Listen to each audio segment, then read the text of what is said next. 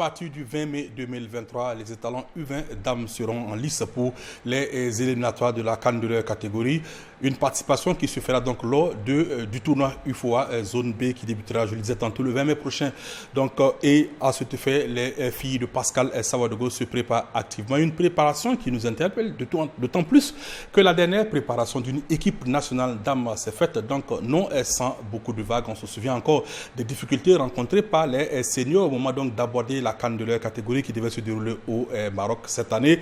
Les U20 dames sont-elles dans de meilleures conditions? Peuvent-elles donc à l'échelle donc du groupe B dans lequel elles sont plongées se qualifier? Pour en discuter, nous avons donc un plateau relevé avec des spécialistes du football féminin, du football en général, devrais-je dire, avec Ardouma Sirima, notre consultant, président de l'association des footballeurs du Burkina, qui nous retrouve pour cette émission après un long intermède. Ardouma, bonsoir. Bonsoir William, bonsoir amis sportifs. Voilà, on suppose que l'association des footballeurs du Burkina se porte bien. Footballeur veut dire aussi footballeuse. Exactement. Voilà, et en plus d'Ardouma Sirima, nous avons donc Moussa Aramdé qui nous retrouve une fois de plus, le promoteur de CS Media, également consultant. Moussa Aramdé, bonsoir. Bonsoir William, bonsoir à tous ceux qui nous écoutent. Voilà, et aujourd'hui, je m'en vais vous présenter donc un nouveau, il fait sa première donc sur le plateau de cette émission, le débat. Mais je reste persuadé qu'il sera donc à la hauteur donc des débats. Lui, c'est Cheikh Timoko Ouattara. Il est consultant. Beaucoup reconnaîtront donc ce visage à travers donc son amour fou pour l'Union sportive des forces armées. Timoko, bonsoir. Bonsoir William. L'USFA cette saison, ça n'a pas été, chez les garçons, ça n'a pas été la grande forme. Oui, mais c'est normal. Avec tout changement provoque un peu de bouleversement. Mais par contre, chez les dames, on va dire la hiérarchie a encore été respectée. Oui, mais il y a un travail encore à faire. Parce qu'on a perdu beaucoup de joueuses cette année. Donc je pense que sur ce plan, on va travailler à renouveler un peu l'équipe pour qu'elle soit encore meilleure que les années précédentes. Ce qui est sûr, l'USFA a toujours su faire preuve donc de dynamisme du côté du football féminin. Et puis le dernier de nos consultants, c'est Gaël Katsondo. Nul besoin de vous le présenter, il fait partie des meubles de cette émission. Gaël, bonsoir. Bonsoir William, bonsoir à tous les téléspectateurs. Voilà, les éliminatoires donc en ce qui concerne l'UFOA zone B, c'est pour le 20 mai prochain. Les étalons dames seront donc sur le front pour tenter d'accrocher donc le biais qualificatif donc à la phase finale de leur catégorie. À quelques jours donc du début de la compétition, peut-on dire que les filles se sont bien préparées? Adjouma Sirima, toi qui as un œil sur presque tout le terrain. Bon, je pense que c'est avant-hier. J'étais allé faire un tour du côté de Comet pour voir effectivement la préparation des filles, puisqu'elles y sont depuis le 1er mai. Le spectacle que j'ai vu vraiment m'a beaucoup désolé parce que j'ai trouvé des filles dans, je peux dire, un champ de patates parce que le gazon avait trop poussé et il fallait aussi que je fasse passer un cri d'alarme sur les réseaux sociaux. Et Dieu merci, je pense que ce cri a été entendu. Et depuis avant-hier, ils se sont mis à l'œuvre pour pouvoir déblayer le terrain. Tondre le gazon? Tailler le gazon. Au jour d'aujourd'hui, le gazon est totalement taillé. Et ça présente bien. Gazon totalement taillé, est-ce à dire que le travail, donc, logiquement, devrait bien se terminer en termes de préparation? Oui, effectivement, comme je l'ai dit la dernière fois, lorsque je suis allé les trouver en séance d'entraînement, c'était difficile. Ils n'arrivaient même pas à faire les passes parce que les gazons retenaient le ballon. Donc c'était un peu difficile pour elles de vraiment travailler dans les bonnes conditions. Et Dieu merci, comme ils ont fini de tondre le gazon aujourd'hui, mais malheureusement, bon, comme il y a la Coupe du Faso, la plupart des filles sont en déplacement, soit en train de jouer le match ce soir. Donc ce soir, il n'y a pas eu d'entraînement. Alors justement, on est quasiment à 2 semaines à entendre Ardouma Sirima. Est-ce qu'on peut se mettre à s'inquiéter pour donc, la bonne qualité de la préparation et puis éventuellement pour la participation de ces filles donc, lors du tournoi UFOA Zone B? Moussa Aramdé. Bon, moi j'ai toujours dit le Burkina Faso c'est un pays qui regorge beaucoup de talents, beaucoup de joueurs sur tous les niveaux. Seulement, ce qui fait qu'on n'arrive pas à être efficace sur le plan international, c'est peut-être dans la préparation, dans la manière de faire, sinon que les éléments sont là et il suffit seulement de mettre les moyens qu'il faut pour y arriver. Je pense qu'à chaque fois, on a toujours l'impression que on a un goût inachevé dans les compétitions que le Burkina Faso participe. Quand vous prenez la CAN du côté du Maroc qui s'est déroulée, on s'est rendu compte que le Burkina Faso avait son mot à dire dans cette compétition, puisqu'on n'a pas été ridicule face aux équipes qu'on a croisées, des équipes même qui ont joué la finale après. Quand vous prenez le Sénégal, etc., le Maroc, des équipes qui ont joué dans le dernier carré. On a tenu tête face à ces équipes-là, mais au finish, on se rend compte que, en fait, on n'arrive pas. Pourquoi? Et on ne se pose pas souvent cette question-là. Est-ce que c'est au départ de la préparation? Bien évidemment, c'est de là que je vais venir. Parce que je pense que quelque part, ce qui fait la différence, c'est surtout ça. Qu'est-ce que vous mettez comme moyen pour y arriver? Est-ce que vous vous préparez dans les conditions comme il se doit? Parce que quand vous regardez la manière dont les étalons d'âme se préparent, dans les conditions par rapport à d'autres pays qui sont dans la même compétition que nous, je pense que vraiment, il n'y a pas photo. Et je pense que ce qui vraiment fait la force du Burkinabé, c'est d'abord sa fierté de se battre pour ce drapeau, pour représenter ce pays qui refuse de prendre la honte. Voilà, et c'est ça qui fait qu'on arrive souvent à tenir face à certaines équipes. Sinon, en termes de préparation, je pense que vraiment, on a beaucoup à faire. Alors, Cheikh Timoko, on a comme l'impression que chez les filles, c'était un sempiternel recommencement pour les seniors. Il y avait eu beaucoup de problèmes, il y avait eu, on va dire, beaucoup d'eau et beaucoup d'encre et beaucoup de salive donc, qui avait coulé. Chez les juniors, à écouter Arjuma Sirima, à écouter Moussa Ramdé, on a comme l'impression qu'on n'a pas su tirer les leçons de ce qui s'est passé il y a une année. Moi, l'actuelle préparation, je ne dirais pas un mot parce que c'est une suite logique de tout ce qui se passe dans le milieu du football féminin. Oui. Est-ce que depuis lors qu'on a été éliminé pour les U20, oui, est-ce qu'il y a eu regroupement? Depuis la campagne passée. La campagne passée. Est-ce qu'il y a eu regroupement? Jamais.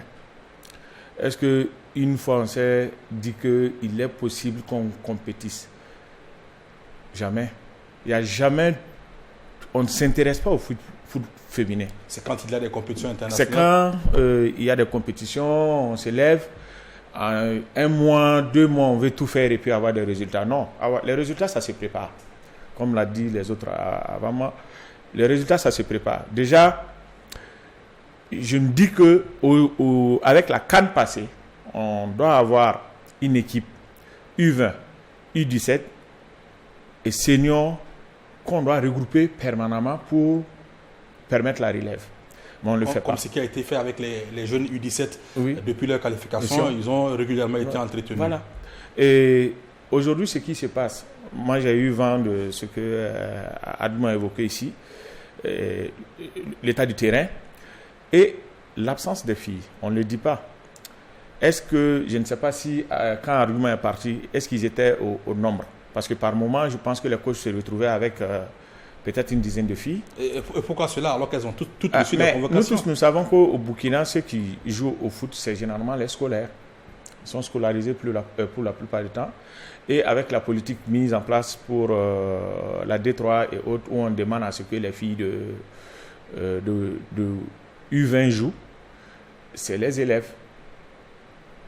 Et c'est compliqué en cette période d'examen. C'est des filles qui soit passent le BPC ou soit passent le bac. Donc, c'est à qui tu vas dire, avec les conditions qu'on a au niveau du foot féminin, c'est à quel enfant, quel parent va dire à sa fille, bon, sacrifie ça pour le foot. Parce que je l'ai toujours dit, hein, vous allez m'excuser, j'ai toujours dit au Burkina, on n'aime pas le foot. On s'en sert comme instrument de campagne politique. Ah bon? Oui, parce que si on avait une politique de football, je pense qu'il y a longtemps qu'on a demandé plusieurs fois d'avoir un cahier de charges pour chaque catégorie. Si on le faisait aujourd'hui, on n'en parlait pas de tant de problèmes. Alors, Gaël a écouté donc les 3 premiers intervenants. On se demande bien ce qu'on pourrait aller faire à ce tournoi UFOA-B s'il n'y a pas eu de préparation, si les choses se font de façon assez difficile. Pourquoi ne pas rester tranquillement à la maison et suivre cette compétition à la télé? Non, on ne peut pas rester tranquillement à la maison parce que comme Ramdé a eu à le souligner, on s'en remet toujours à cette fibre patriotique là au dernier moment.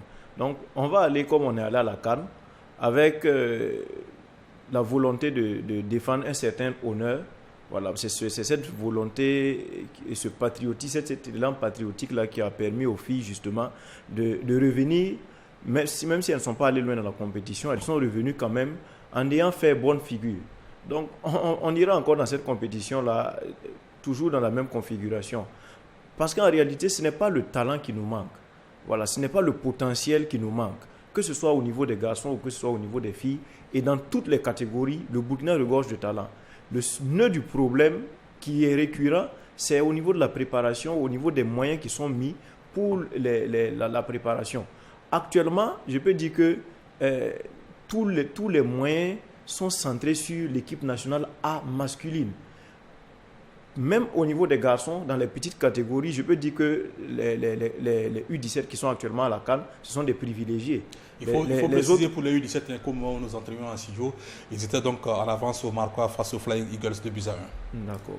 Eux, par exemple, ils ont eu de la chance. Il y a eu des moyens exceptionnels qui ont été mis à leur disposition. On leur a permis de se regrouper plusieurs fois avant d'aller en compétition. Et d'ailleurs, ils sont allés tôt.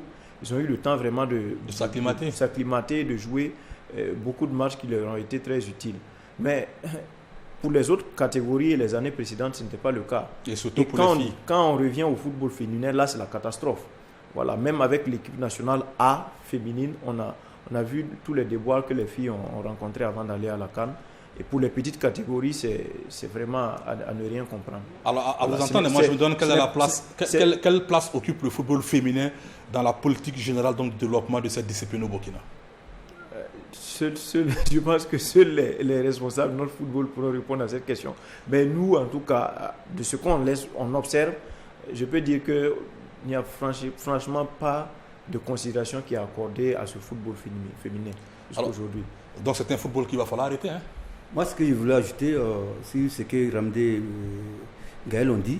Il faut reconnaître qu'il y a de la matière, il y a des bonnes joueuses. Moi, je suis allé les regarder jouer. Franchement, c'est une bonne équipe qui est là. Et je pense que si les moyens sont mis à leur disposition, elles vont faire de bons résultats. Mais malheureusement, comme on le dit, comme on l'observe, on voit que ce sont les parents pauvres du football au Burkina. Or, aujourd'hui, la FIFA met des moyens à la disposition de la fédération afin qu'elle puisse... On parle de ces fameux moyens. Est-ce que vous avez la certitude qu'effectivement la FIFA met des moyens pour le développement du football féminin? C'est fait, c'est dit un peu partout. La FIFA met les moyens afin que le football féminin se développe en Afrique et partout dans le monde. Et malheureusement, chez nous, je ne vois pas cet engouement auprès des responsables. Je pense qu'on gagnerait à vraiment suivre ces filles, puisque la plupart de ces filles sont des élèves.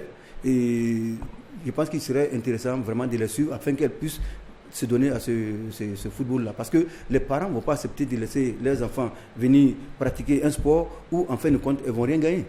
Je vois Cheikh Tchemoko qui a envie de placer quelque chose sur cette question-là. Quelle place le football féminin occupe-t-il donc dans, on va dire, l'organisation générale de notre football? Parce que pour les seniors, on a vu qu'il y avait des problèmes à la préparation. Pour les juniors, on en voit également. Alors, en fin de compte, est-ce que, comme tu l'as dit, hein, le foot féminin, ça nous intéresse vraiment? Moi, ce qui m'étonne, dans la sous-région, je pense que par rapport au foot féminin, oui, aujourd'hui, nous devrions être les leaders. Pourquoi? La seule bonne compétition qui se jouait dans la sous-région, c'était quoi? On regroupait les filles ici et puis on jouait. Les autres 5 nations? Oui, les autres venaient d'ailleurs. Donc, prenons un minimum de 20 ans. Ça veut dire que de 2000 à aujourd'hui. Oui. Qu'est-ce qui a été fait? Nous, c'était l'organisation normale du championnat et on a ajouté la 2-2. Aujourd'hui, est-ce que vous savez que, par exemple, le foot féminin, vous allez m'excuser du terme, c'est les résidus de ce qu'on donne pour le football masculin, oui, qu'on prend pour organiser le foot féminin. Alors, un club de football féminin en première division, il peut avoir combien comme subvention? Ah, mais c'est carrément insignifiant. On ne peut même pas payer les salaires avec, hein, si réellement on doit payer. Les filles, là, touchent combien? Peut-être, je ne vais pas dévoiler, je pense que chez nous, je pense que nous sommes ceux qui payent le mieux à l'histoire.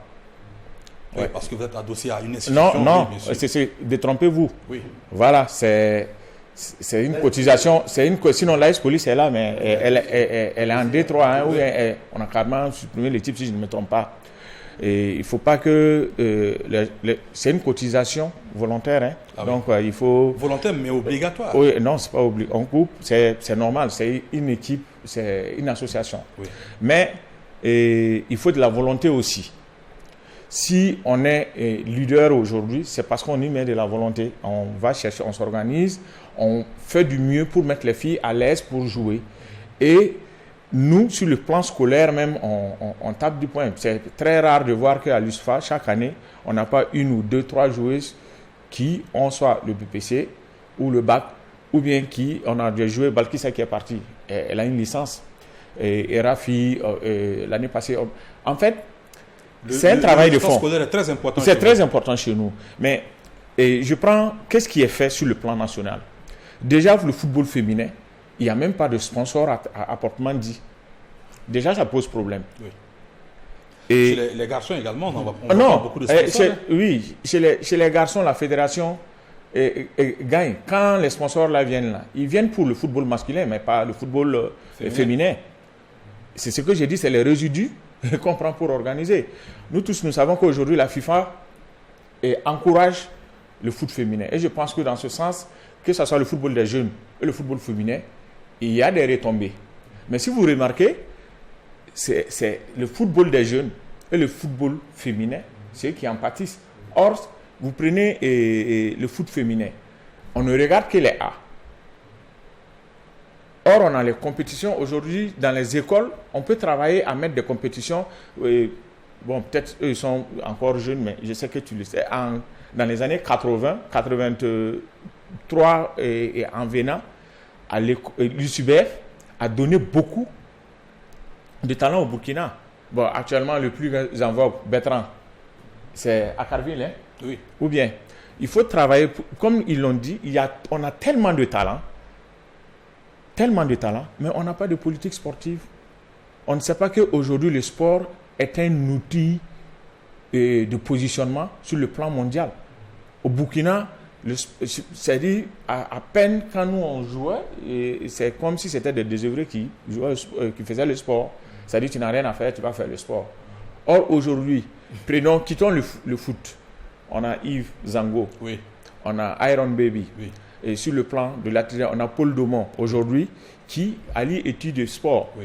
On a vu récemment, peut-être Bachirou, on ne peut pas trop en parler, mais on sait que au niveau des structures scolaires, on peut sortir des talents, comme au niveau des quartiers aussi, on peut sortir des talents. Mais tout ça, c'est quoi? Il faut avoir une politique sportive.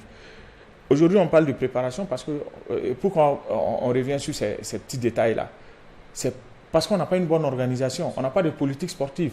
Et soyons sincères, nos dirigeants-là, est-ce que c'est des visionnaires? Est-ce que c'est des entrepreneurs?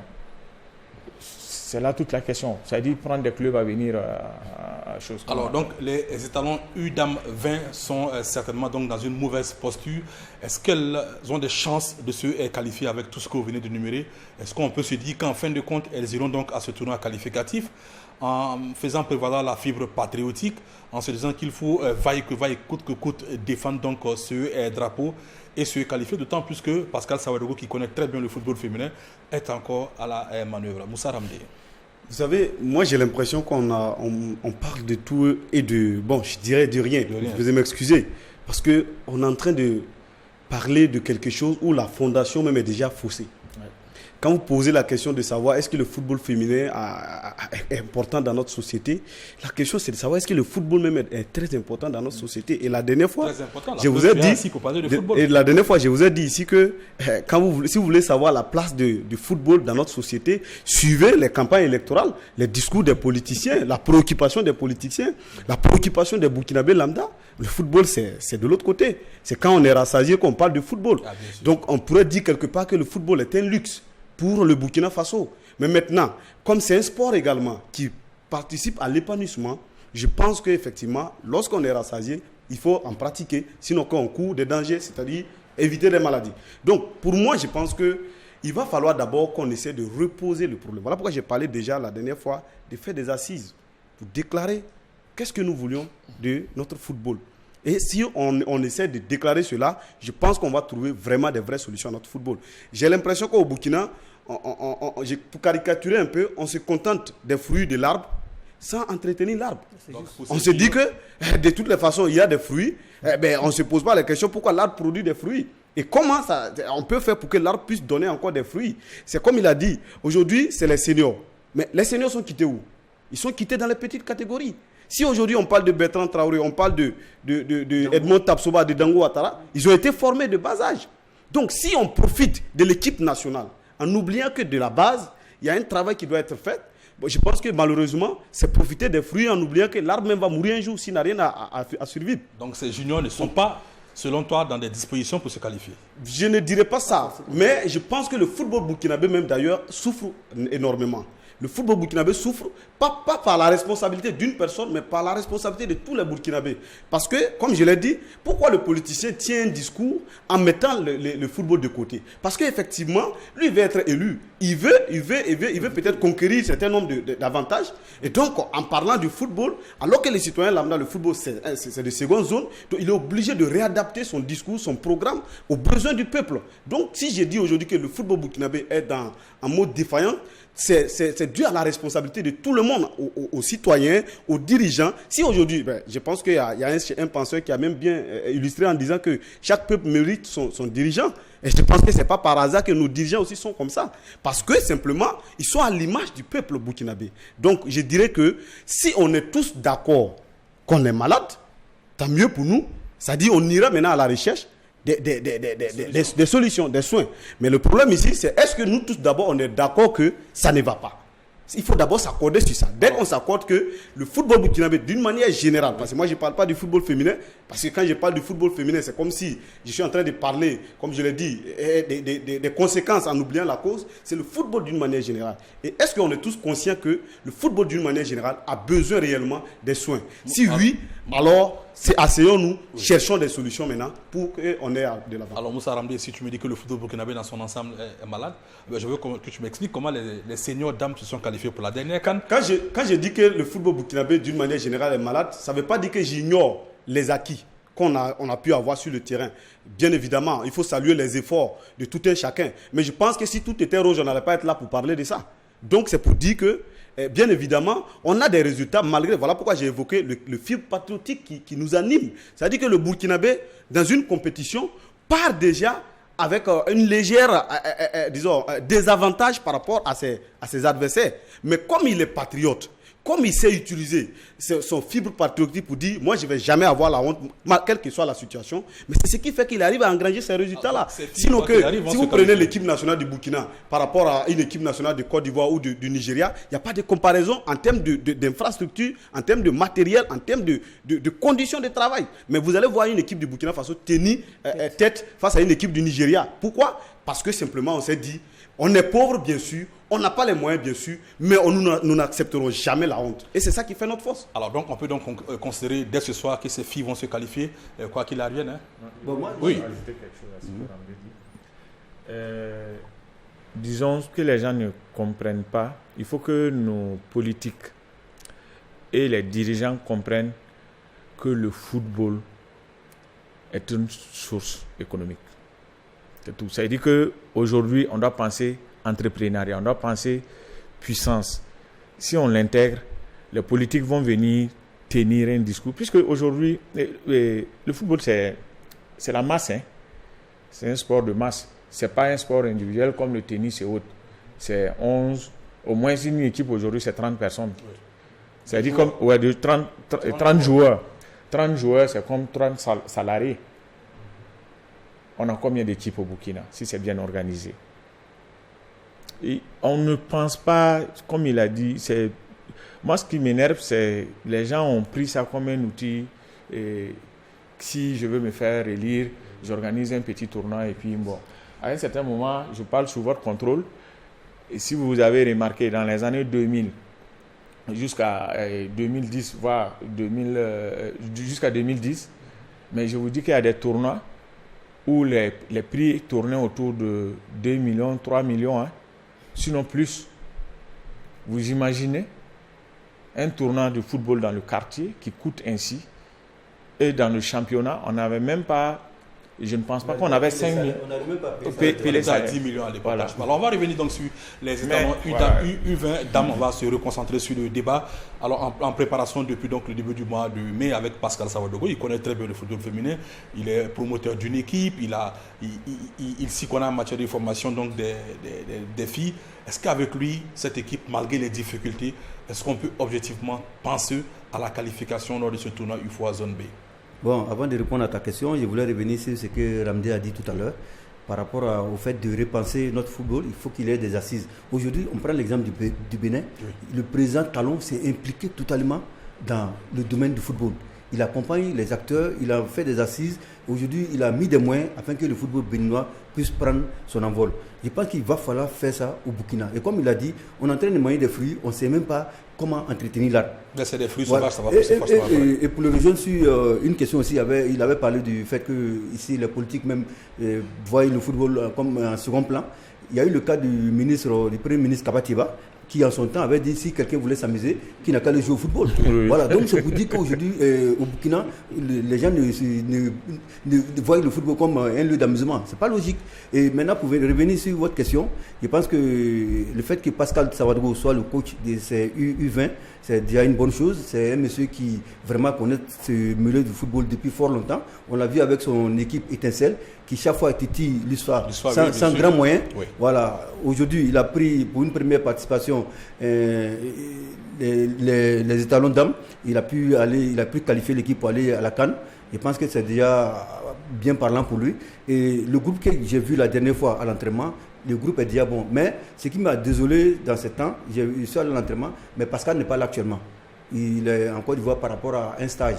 Je pense que sa présence aux côtés de ses filles sera un grand atout pour nous. Mais j'aurais appris qu'il allait venir aujourd'hui. Mais pour le moment, comme ce soir, il n'y a pas eu d'entraînement. Demain, je vais passer voir. S'il est là, je pense qu'il pourra nous servir à... Alors Gaël Kapsondo, quand on a donc des conditions pour une préparation assez difficile, à un moment, l'entraîneur part en stage. Même si cet entraîneur, c'est quand même Pascal Sawadogo, est-ce que quelque part on n'a pas manqué d'anticipation sur le programme de préparation de cette sélection U20? Bien évidemment, on a manqué d'anticipation. Vous savez, c'est peut-être quelques jours après le tirage au sort que les filles sont allées en regroupement. Et là encore, je ne sais pas si ça répondait à un calendrier déjà fixé, ou bien c'est parce qu'il y a certaines voix qui ont commencé à s'élever qu'on a balancé les choses précipitamment. Voilà, ça même, ça reste à vérifier. Donc, ce n'est pas... Bon, vous savez, il n'y a pas eu d'anticipation, il n'y a pas eu de préparation. Sinon, depuis la non-qualification, parce qu'elles ont manqué de peu de se qualifier lors de l'édition précédente, on n'avait pas besoin d'attendre 4 mois pour que ces filles-là encore se regroupent. D'autant plus que la transition entre les U20 et les A au niveau des filles, elle est vraiment très mince. Parce que la plupart des filles qui sont en U20, près de la moitié se retrouvent encore en A. Au regard de la situation particulière que représente le football féminin. La plupart sont des scolaires, la plupart sont vraiment d'un âge moins avancé comparé aux... On va dire beaucoup plus jeunes. Beaucoup plus jeunes comparé aux hommes. Donc, c'est pratiquement celle qu'on a en junior qui peut se retrouver en A. Donc, pourquoi ne pas organiser des regroupements intermédiaires, permettre à ces filles-là de toujours rester ensemble, de telle sorte qu'il y ait un noyau pour que, lorsqu'une échéance pareille approche, quand on vérifie encore les âges, s'il y en a qui sont éliminés par exemple par le critère d'âge ou bien peut-être par le critère de performance, qu'il y ait des renforts avec des nouvelles arrivantes. Tout ça n'a pas été fait. C'est à quelques jours, à moins d'1 mois de la compétition, qu'on les réunit et on s'attend encore à un miracle. Parce que c'est ce qu'on a l'habitude de voir. On s'attend toujours à des miracles. Je me souviens que feu M. Noufou Ouedraogo, après la CAN remportée par les cadets en 2011, a eu à dire qu'un responsable de la CAF lui a demandé « Mais comment vous faites pour produire de tels résultats alors que vous n'avez même pas de championnat de petite catégorie ?» Il n'y a pas de championnat de petite catégorie à l'époque. Mais le Burkina arrivait à chaque fois dans les petites catégories à aller quand même assez loin dans la compétition. Donc on s'attend toujours à ces miracles-là. À part les étalons, cette fois-ci. Mais justement, Gaël, c'est vrai, on parle de la préparation, moi j'insiste dessus, mais les championnats féminins, surtout la première division, le championnat de football féminin de première division, vient de se terminer. Les filles sont donc en jambes. On n'avait pas besoin de beaucoup de choses pour maintenir cela. Non, je ne suis pas d'accord. Parce que Gaël l'a si bien dit. On a quoi? Peut-être pratiquement du 50-50. 50 que tu retrouves en A, 50 que tu retrouves en U20. Oui. Elles jouent les deux. Tu as pratiquement Adèle qui va être dedans, qui est dedans. Et tu as Blandine chez nous qui est... Bon, en fait, je l'ai dit, le football féminin n'est pas considéré. C'est-à-dire qu'on ne s'occupe pas... Mais c'est extraordinaire les résultats qu'on a. Hein, que ça soit. Moi, je prends même sur le plan footballistique, les résultats qu'on a là. C'est vraiment... C'est extraordinaire. C'est de l'ordre du miracle. Voilà, moi je salue réellement les encadreurs parce que c'est un travail fou qu'il faut faire avec les filles. Je vous dis, rien que pour avoir ne serait-ce que 10 à 15 filles sur un terrain de football pour s'entraîner, ça relève du miracle. C'est ce que les gens ne savent pas. Et dans ça encore, il faut avoir des U17, des U20 et des seniors. Je prends le cas, par exemple, à l'USFA, quand tu viens, tu vas avoir des jeunes au plus âgés. Je salue Pascal qui est dans la formation. Il y a combien de clubs qui sont dans la formation au niveau des foot féminins? Donc, c'est dire même que c'est très difficile d'avoir des petites catégories. Pendant qu'il est possible au niveau des écoles, dès la classe de 6e, j'ai discuté avec un des coachs qui a expliqué, mais j'ai trouvé que c'était tout à fait extraordinaire ce qu'elle dit. De la 6e déjà, ou bien à l'école primaire, si vous intéressez les filles au foot, c'est sûr que d'ici la 6e, vous aurez des très bonnes joueuses. Et on pourra faire les petites catégories, U15, U17 et U20. Aujourd'hui, on peut se qualifier. Pourquoi? Parce qu'on a des très talentueuses qui sont U20. Et comme on appelle U20, peut-être même il y a des U17 dedans. On peut se qualifier. Mais comme l'a dit Ramdé, c'est comment entretenir cette flamme-là qui pose problème. Moi, je n'ai jamais entendu notre fédération, je ne sais pas, vous pouvez me corriger, donner un réel projet sur le foot féminin. Peut-être qu'il y en a, il aurait fallu approcher. Donc, non, il ne faut pas qu'on s'approche. Et je ne sais pas si Ramdé peut-être est au courant, moi je n'ai pas eu vent de quelque chose. C'est uniquement les directives de la FIFA. C'est les directives de la FIFA seulement qu'on a. Est-ce que qui sur ce plateau-là a réellement connaît un projet réel sur le foot féminin? Moi je n'en connais pas. Parce que je ne sais pas. Hormis le championnat? Oui, hormis le championnat. Je me réjouis quand même que par rapport à la D3, on ait dit que non, c'est les U20 qu'on veut. C'est-à-dire que c'est les U20 qui vont jouer la D3 féminin, c'est les U20. C'est bien. C'est-à-dire que c'est une manière de préparer la relève. La relève. C'est bien. Mais pourquoi ne pas travailler à aller plus loin? C'est-à-dire que je prends toujours... UCBF a toujours été un vivier pour nos sports en général.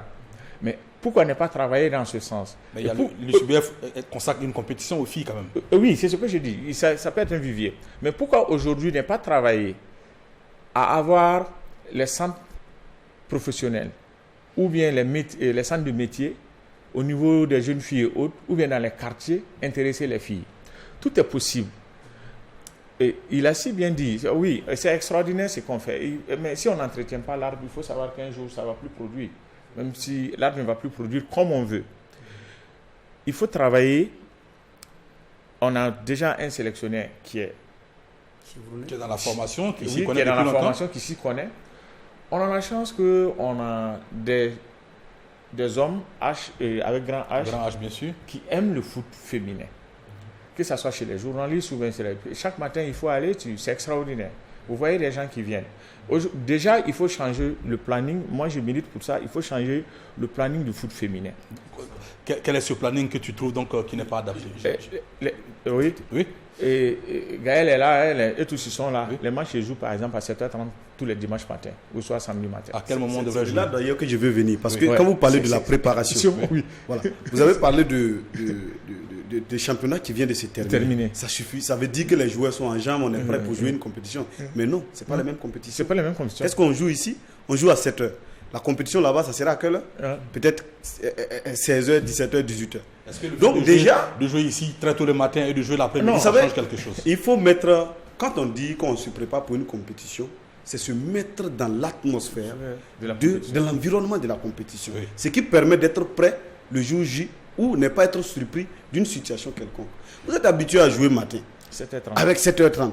Voilà, et d'ailleurs même avec un public, bon, comme il a dit, qui se débrouille pour quand même... C'est les du foot féminin qui sont là. Voilà. Moi je pense que, à vrai dire, il faut saluer les dirigeants qui sont au foot là féminin. Du foot, quel que soit le foot féminin ou du foot masculin. Vraiment, il faut saluer les efforts qui sont faits. Parce que, vous savez, il parlait des difficultés d'avoir des joueuses, pour avoir 15 joueuses, c'est un peu compliqué. Mais effectivement, dans une société d'abord, où il faut d'abord démystifier le mythe qui est caché derrière le football. Ouais. Vous voyez, voilà pourquoi j'ai fait toujours référence à une volonté politique. Pour scolariser les gens, pour que les gens puissent aller à l'école, parlant même des jeunes filles, à une époque donnée, il a fallu des politiques, il a fallu des sensibilisations. Ça, c'était longtemps dans le siècle dernier. Bien sûr, mais donc c'est pareil pour le football au Burkina Faso.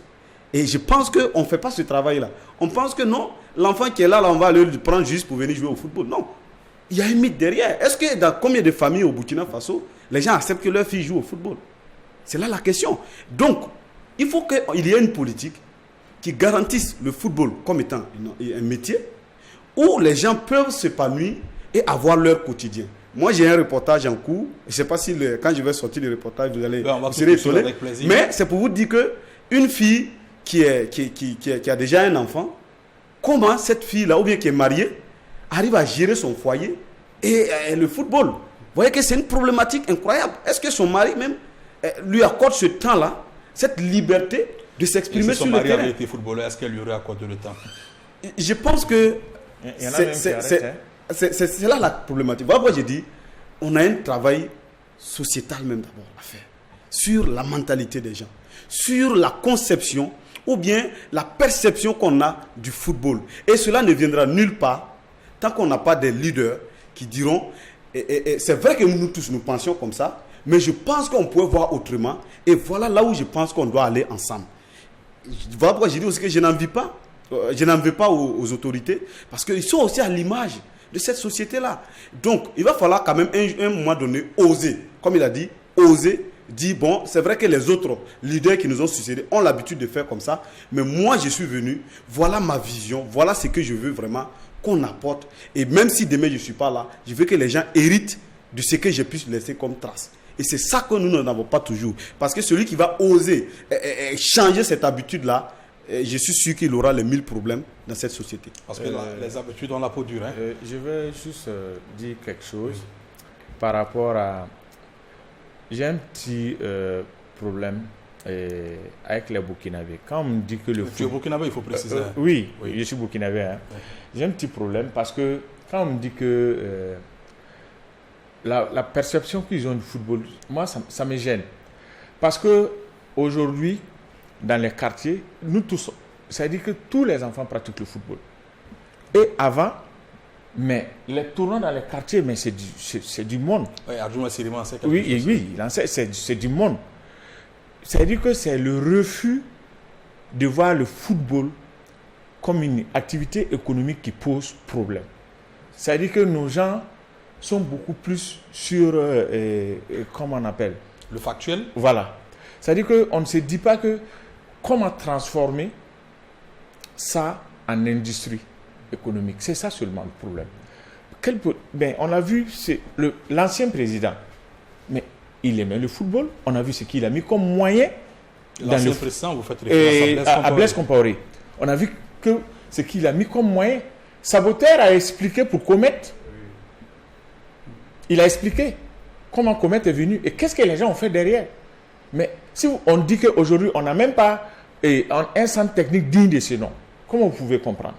C'est-à-dire qu'il faut non seulement une volonté politique, et il faut suivre.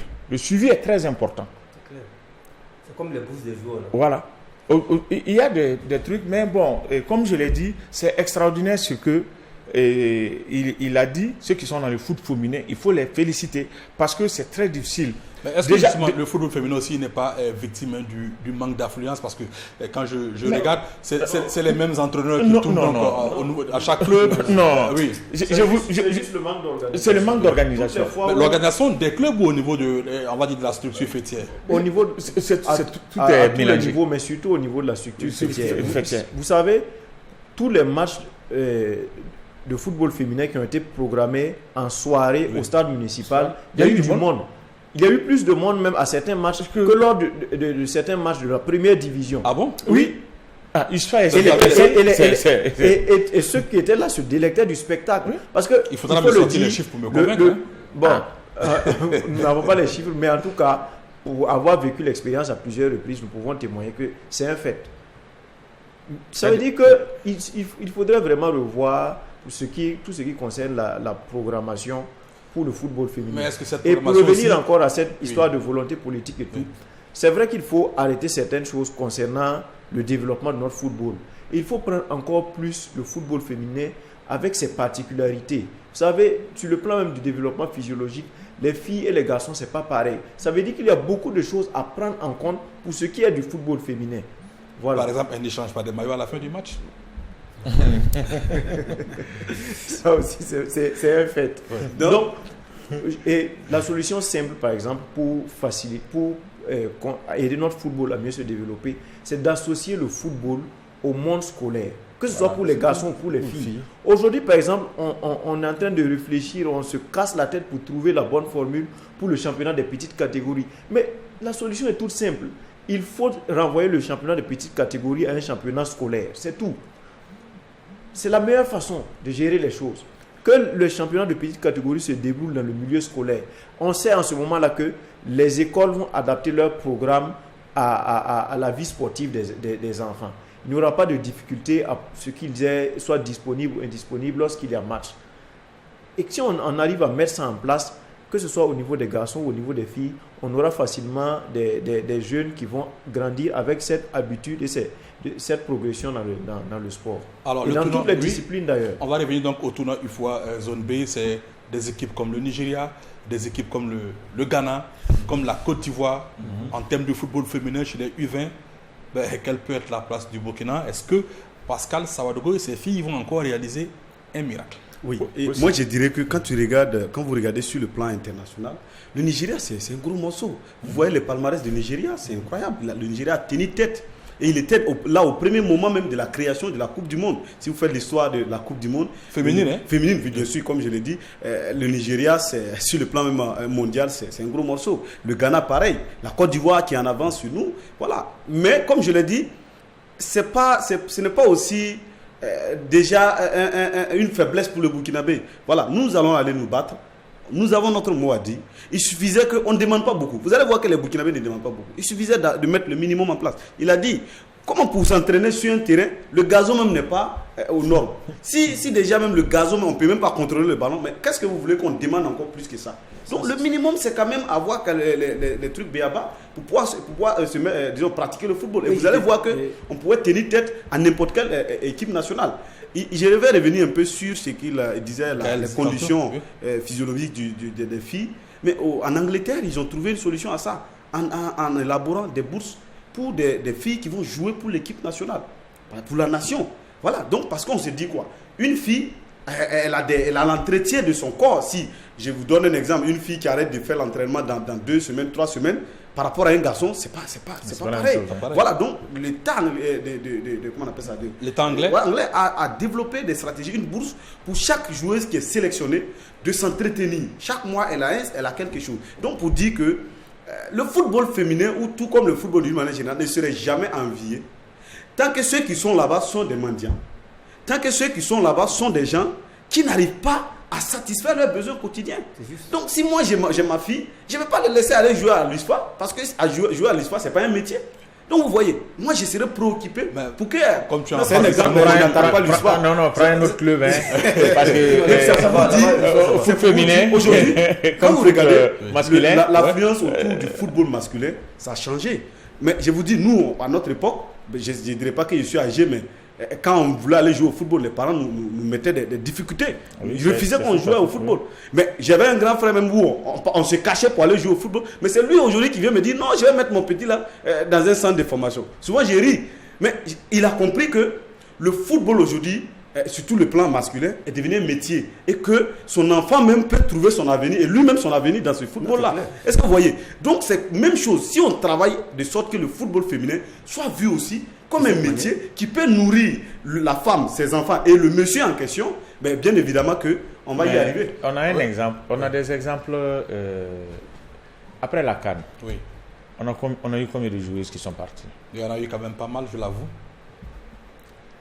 Mais est-ce que le fait que ces filles soient parties, ça ne dérange pas aussi également cette sélection U20?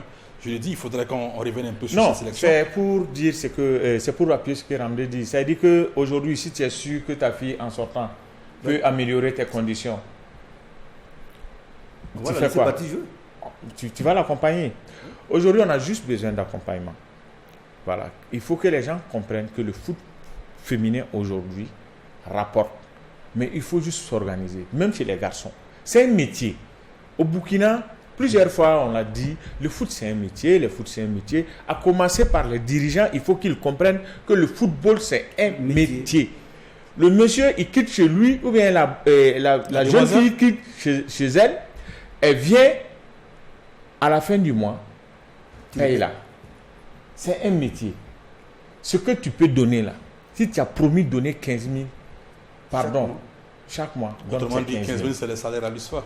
Non, astagfirullah. C'est une façon de parler. J'ai dit, nous, Non, ne mets pas ça sur la place publique. Oui, non, j'ai dit seulement, nous, oui, nous, en tout cas, à l'USFA, on peut sourire parce que on n'a pas de problème de salaire.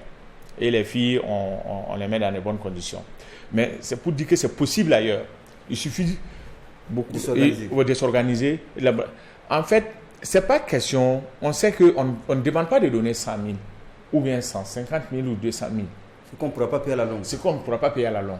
Il faut juste, ce que tu promets, il faut donner pour encourager l'autre. Je fais des efforts, j'ai quelque chose à la fin du mois. La plupart du temps, les filles qui viennent là, elles sont passionnées. Déjà, c'est déjà bien. Quand une personne est passionnée, vous pouvez mieux l'exploiter. Vous pouvez mieux la faire progresser. Mais nous cassons cette dynamique. Et moi, c'est à la fédération même j'en veux. Parce que les politiques peuvent ne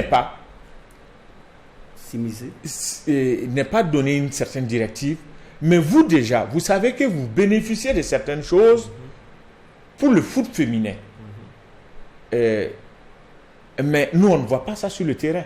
Mais vous ne voyez pas, vous avez une sélection U20 qui va pour des éliminatoires, vous avez une sélection senior qui allait à la CAN. Cette sélection U20, je l'ai dit, depuis le dernier match de qualification où on nous a éliminés, qui a entendu quoi? Il n'y a plus rien eu. Et même cette fois-ci-là, est-ce que les filles, est-ce qu'on vous a dit que pour aller jouer la campagne là, voilà les conditions? Qui a entendu quoi? Moi je ne sais pas. Déjà que le gazon, elles n'ont pas de statut en réalité. Elles sont hébergées au comète quand même.